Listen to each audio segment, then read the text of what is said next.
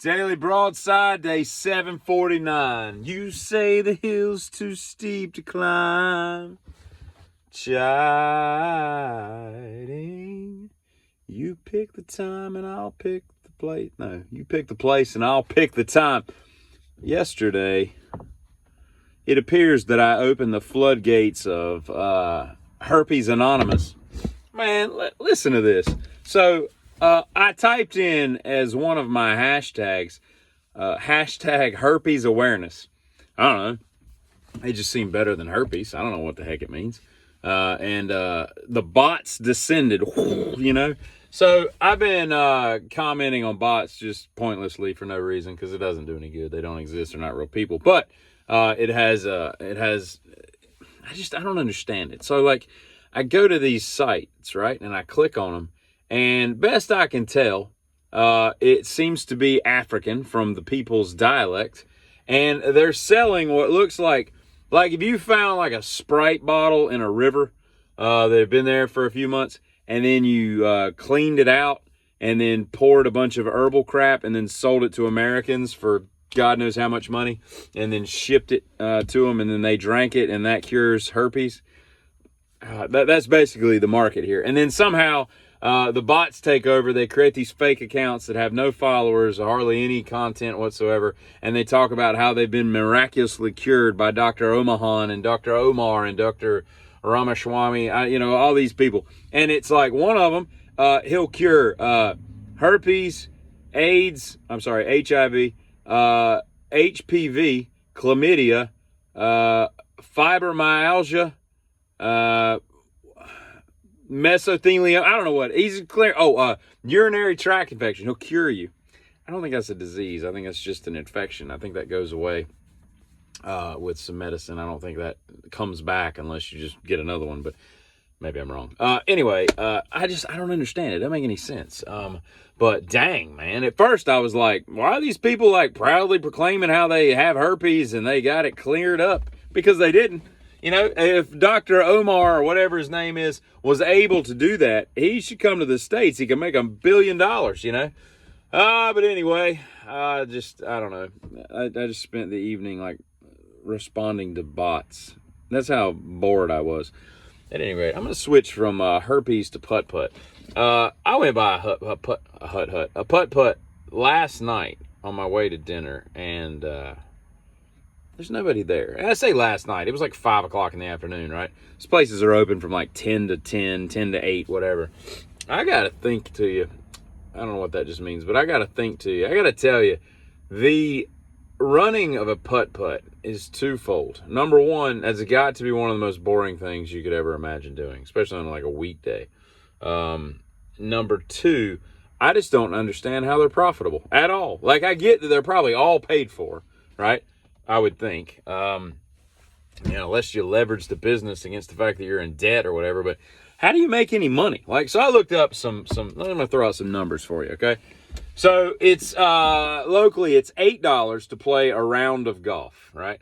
That's just a single pass for like me, okay? But if you're a kid, which I'm pretty sure is probably the predominance of their patrons, it's $2.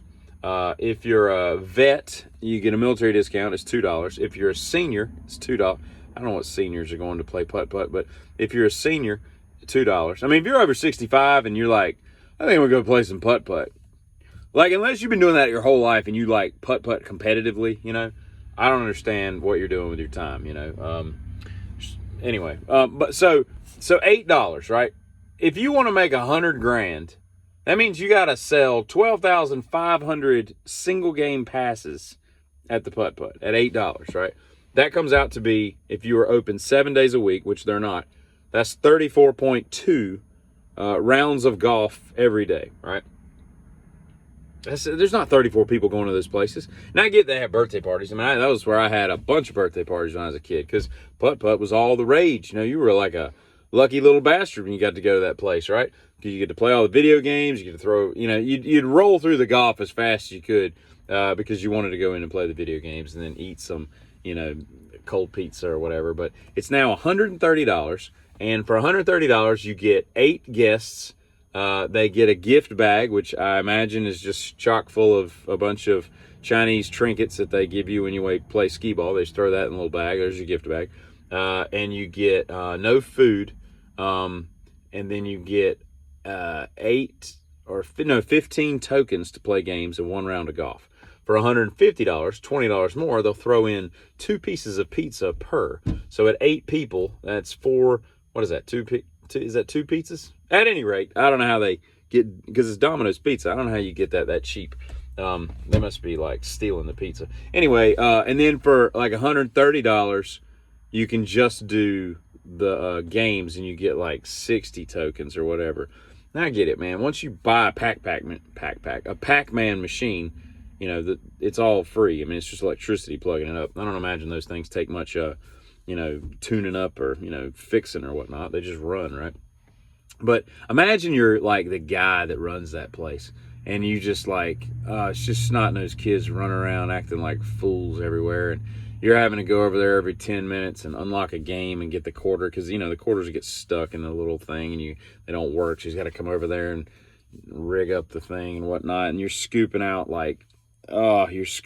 ice cream for kids and just handing putters to people. Like, what is the joy in that? Like, I think people see the dollar sign sometimes, like, I'm going to franchise a putt-putt. Now, in 1984, that might have been a wise financial decision to buy a putt-putt, You got a putt-putt, and you're just making money hand over fist, because there's no internet, there's no escape rooms, there's no other things to do. Putt-putt was like what you did, you know what I'm saying? And so, yeah, it's probably a pretty fruitful endeavor back then. But now you're just like, you're 30 years in, and you're like, what have I done with my life? I can't do this anymore. I can't scoop another thing of butter pecan, butter brickle, or lime sherbet to another 6-year-old. Oh, and by the way, up until the age of 6, putt-putt is free in the town I'm in.